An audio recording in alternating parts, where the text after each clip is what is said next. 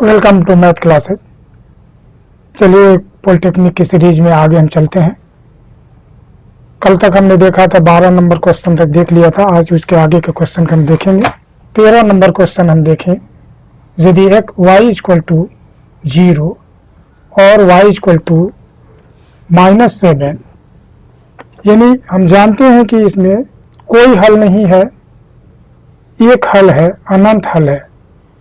तो कोई हल नहीं है, इसके लिए कंडीशन होता है b1 बटा b2 is not equal to c1 बटा c2। तो b1 के जगह पर हम देख रहे हैं 1/1 इज नॉट इक्वल टू 0 और 7, ये दोनों बराबर नहीं है, यानी इसका कोई हल नहीं होगा।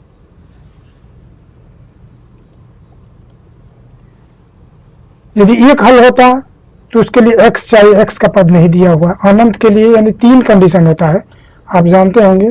a1 बटा a2 is not equal to b1 बटा b2।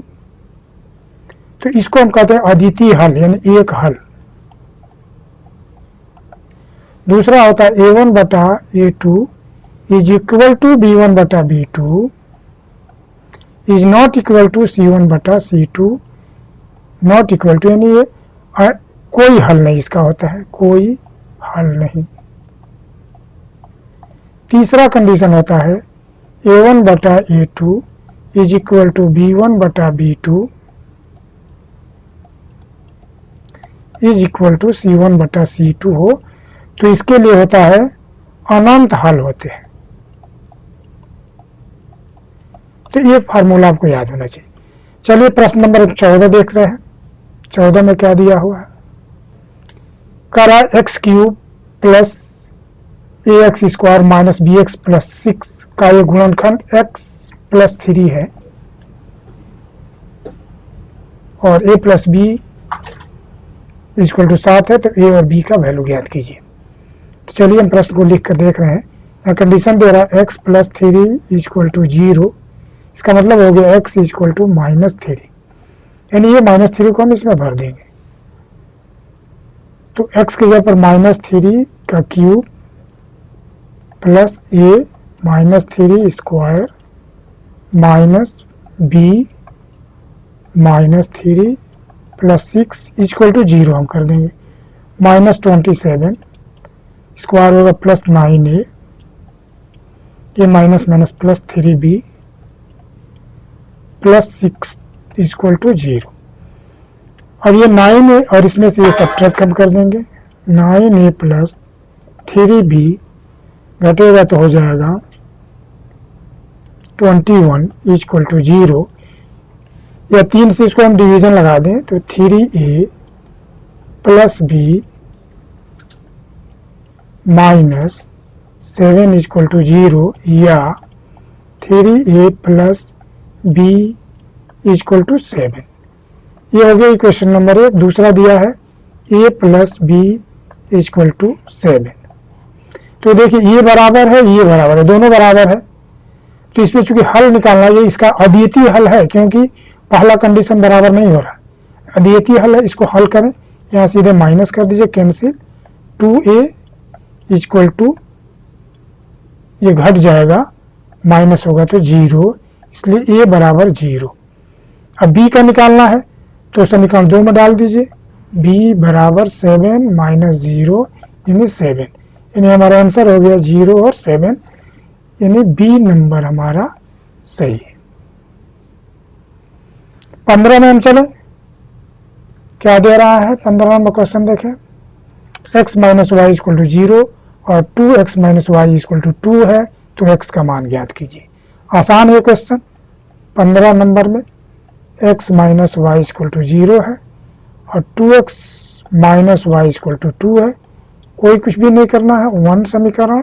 समीकरण number 2, minus plus minus cancel, ये घटेगा तो हो जाएगा -x, ये -2 माइनस माइनस कैंसिल, इसलिए x बराबर हो गया 2। अब इस मान को हम एक समीकरण 1 में रख दें। x का मान समीकरण 1 में रखने पर x के अगर हम 2 भर दिए, minus y equal to 0 y को जब पक्षांतर कर लीजिए 2 इक्वल टू वाई, यानी y बराबर हो गया 2, यानी 2 और 2 दोनों का वैल्यू आ रहा है। अब देखिए इसमें कौन सही है, बी सही है इसका। फिर आगे हम देखें क्वेश्चन नंबर 16, के किस मान के लिए समीकरण 2x minus 3y equal to 1 और kx plus 5y equal to 7 का एक अद्वितीय हल होगा। तो इसमें देखिए 16 का अद्वितीय हल का होता है a1 बटा a2 is not equal to b1 बटा b2। अब a1 a2 क्या है, ये हो गया a1, ये हो गया a2 b1, ये हो गया c1, ये हो गया a2, ये हो गया b2 और ये हो गया c2।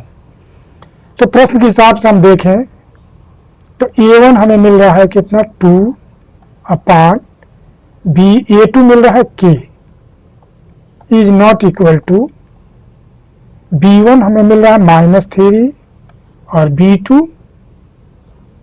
5। क्रॉस मल्टीप्लाई कीजिए तो हो जाएगा -3k is not equal to 10, इसलिए k is not equal to 10 upon -3, यानी ये हमारा जो कंडीशन फॉलो करेगा वो सही है, यानी सी हमारा सही है। चलिए एक और क्वेश्चन हम देखते हैं। एक द्विघातीय बहुपद जिसके शून्य 3 और -5 है, तो वह समीकरण क्या होगा। शून्य का मतलब हो गया अल्फा इक्वल टू हो गया 3 एंड बीटा इक्वल टू हो गया -5।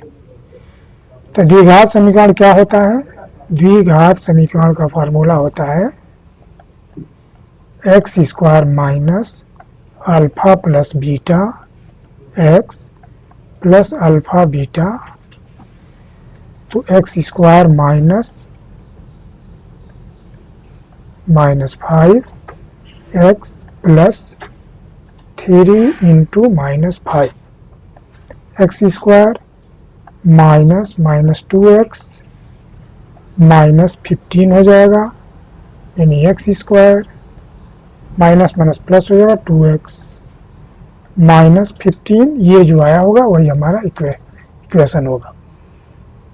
तो एक्स स्क्वायर प्लस 2x -15, यानी हमारा प्रश्न नंबर 1 सही है। यदि tan थीटा इक्वल टू 5/4 हो तो 3 sin theta plus 4 cos theta upon 3 sin theta minus 4 cos theta का वैल्यू ज्ञात करना है, यानी कितना आएगा to the power whole square. चलिए इसको हम बनाने की कोशिश कर रहे हैं। सबसे पहले प्रश्न को हम उतार लें, ब्रैकेट में दिया है 3 sin theta plus 4 cos theta upon 3 sin theta minus 4 cos theta to the power whole square. Condition दिया है tan का मान 5/4 है, तो क्यों ना हम tan को में ही इसको चेंज कर ले। तो क्या करेंगे, कितना समय से क्या करेंगे कि हमारा tan में चेंज क्या हो जाए।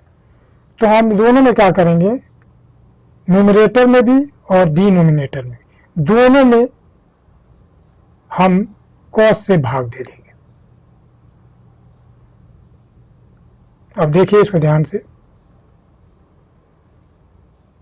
3 sin theta plus 4 cos theta अपान cos थीटा, फिर 3 sin theta minus 4 cos theta अपान cos थीटा। चूंकि cos से cos कैंसिल हो जाएगा तो वैल्यू वही मिलेगा जो हमें था, तो हम इस तरह से डाल सकते हैं। अब इसको हम यहाँ ही बढ़ा रहे हैं। अब क्या करेंगे, cos sin बटा cos tan हो जाएगा, यानी हो जाएगा 3 tan थीटा प्लस cos से cos कैंसिल हो जाएगा तो 4 हो जाएगा अपान, इसी तरह से ये tan हो जाएगा -4 होल स्क्वायर है तो होल स्क्वायर कर दीजिए। अब यहाँ पर हम मान को भर सकते हैं। tan थीटा का मान 5/4 है तो इक्वल टू हो जाएगा 3 इंटू 5/4 प्लस 4 और नीचे हो जाएगा 3 इंटू 5/4 माइनस 4 यानी होल स्क्वायर इसका हो जाएगा। अब कितना हो जाएगा, इसका एलसीएम एक ही साथ में करते जाइए। 5 3 15 हो जाएगा और 4 चौका 16 हो जाएगा। तो 16 इसको हम ऐसे लिख सकते हैं इक्वल टू 15 प्लस 16/4 और ये 4 कितना हो जाएगा, 5 3 15 और 4 चौका 16 भी वैसे ही होगा। 15 माइनस 16/4 पर स्क्वायर। 4 से 4 कैंसिल कर दीजिए, जोड़ लीजिए। ये 31 हो जाएगा और नीचे -1 हो जाएगा के स्क्वायर। अब इसको हम ऐसे भी लिख सकते हैं, 31 के स्क्वायर भी लिख सकते हैं। क्यों लिख सकते हैं, क्योंकि ये दोनों वर्ग जब करेंगे तो माइनस माइनस प्लस ही आएगा और प्लस का भी वर्ग करेंगे तो प्लस ही आएगा, यानी ये हमारा सही हो गया। तो ये हमारा आंसर सही है। चलिए अगला क्वेश्चन देखें। कह रहा 40 मानों के समुच्चय का समांतर माध्य 65 है। यदि प्रत्येक मान में 5 बढ़ा दिया जाए तो मानों की संख्या क्या होगी। कुछ नहीं करना, देखिए संख्या दोनों की बराबर है, मान माध्य कितना बढ़ाया जा रहा है, 5 बढ़ाया जा रहा है, यानी सीधे माध्य में 5 को जोड़ दीजिए। यानी 65 पहले समय दिया हुआ है प्लस फिर 5 को जोड़ दीजिए, मात्र इसका 70 होगा। बनाने की इसमें कोई जरूरत नहीं है, ये ऑब्जेक्टिव क्वेश्चन है। आगे देखें, कह रहा है विचर मान 3 4 6 7 8 14 के विचलनों के माध्य का योग निकालिए। पहले विचलन कैसे निकालेंगे, विचलन तो पहले निकालना पड़ेगा। उसके बाद तो विचलन बराबर क्या होता है, सबसे पहले माध्य निकालिए। तो 3 plus 4 plus 6 plus 7 plus 8 plus 14 equal to, ये जोड़ेंगे तो 20 7 3 10 30 और ये 8 कितना हो जाएगा, 8 4 12 42 हो जा रहा है। 42 बटा संख्या कितना है, 6 है, तो 6 से भाग दे दीजिए, यानी माध्य हो गया 7। अब विचलन निकालिए। तो फार्मूला क्या है, 7 minus 3 equal to 4, 7 minus 4 equal to 2 और 7 माइनस 6 इक्वल टू 1 और 7 minus 8 equal to -1 and 7 minus 14 equal to -7। 7 में से 3 यहाँ पर हो जाएगा, 1 से 1 काट दीजिए, 4 3 7 से 7 कट गया, यानी कितना बचा 0, यानी हमारा आंसर हो गया 0। आगे क्वेश्चन देखें। यदि यह tan 1 degree into tan 2 degree tan 3 degree tan 89 degree का मान ज्ञात कीजिए, यानी सब में मल्टीप्लीकेशन। तो यहाँ एक फार्मूला होता है, यदि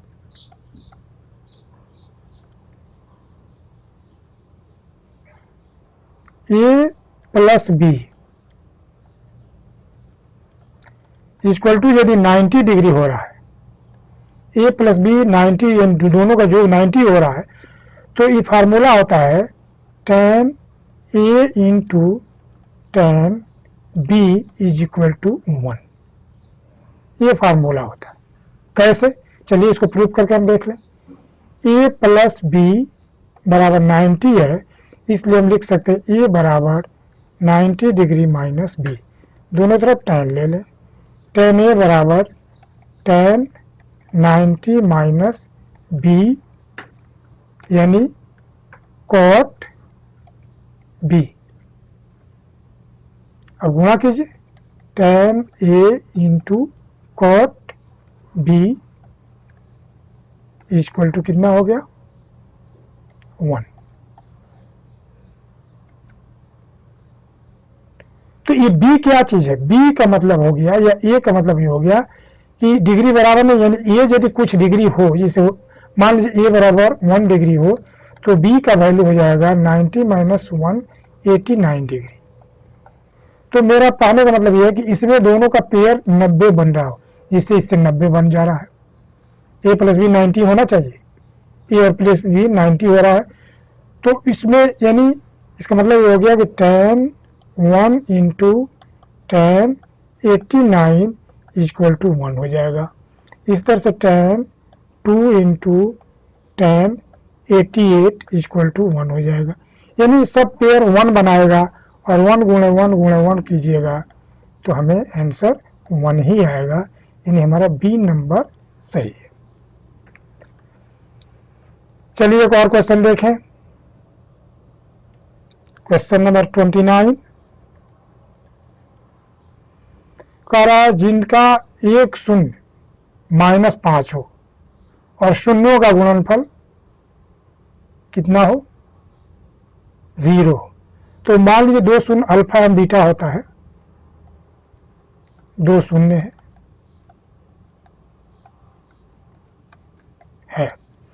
तो alpha into beta equal to 0 दे रहा है।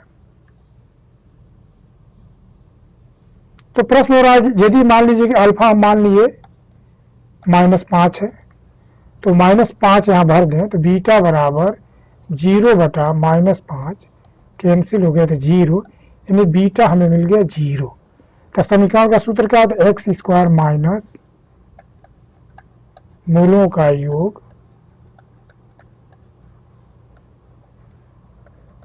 एक्स प्लस मूलों का गुणनफल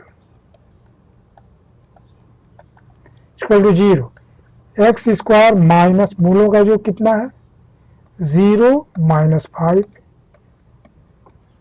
मूलों का गुणनफल कितना है, 0 दे दिया है। X square minus minus plus हो जाएगा 5x। देखिए इसमें कौन सही है, एक्स स्क्वायर माइनस 5x, ये हमारे आंसर सही है। नंबर 30 देखें हम। 30 नंबर क्वेश्चन में कुछ ऐसे दिया है, m का वह मान ज्ञात कीजिए जिसके लिए 4x square minus 6x minus m को x माइनस 3 पूर्ण रूप से विभाजित करती। देखिए ये बड़ा आसान है क्वेश्चन। ये पूर्ण रूप से विभाजित के लिए जरूरी ये रहता है कि जब भाग दिया जाए तो रिजल्ट 0 मिले। जैसे हमारा दिया 4x square minus 6x minus m, विभाजित किससे किया जा रहा है, x माइनस 3, तो हम 0 कर देंगे, x बराबर 3 इसमें भरेंगे। तो 4 3 के square minus 6 3 minus m equal to 0 कर देंगे। 3 3 9 चौका 36 minus 18 minus m equal to 0। घटाइए 36 में से 18 गया तो 18 हो जाएगा और माइनस इधर जाएगा तो प्लस हो जाएगा m, यानी m का मान कितना हो गया 18।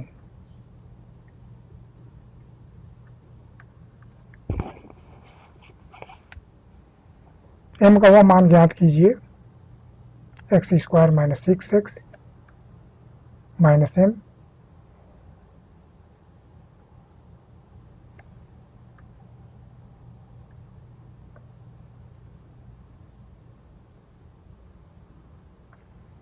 इसमें m का मान 18 आ रहा है, जबकि इसमें 18 नहीं कोई दिया है। देख लीजिए इसमें